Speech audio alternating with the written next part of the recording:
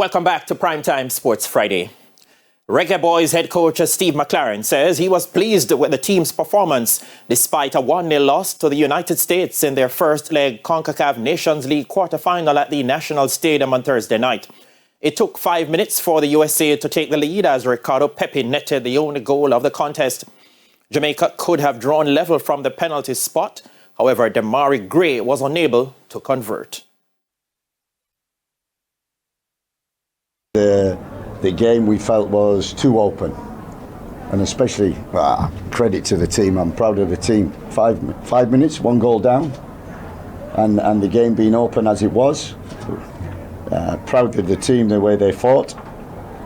We changed things at half time. I think we changed things midway through the second half, and I think we dominated. Reggae Boyz defender Damian Lowe thinks the tie is not over. But I think we have good enough players and we have enough motivation to know that, listen, the US is beatable and we are a good team and we know the quality players that we have and we know what's on the line. We're playing for a trophy. So that alone, you know, says a lot. The US have won, 3 years in a row. We've gotten so close. So, I mean, I think it's our time. I've told the guys, over the years.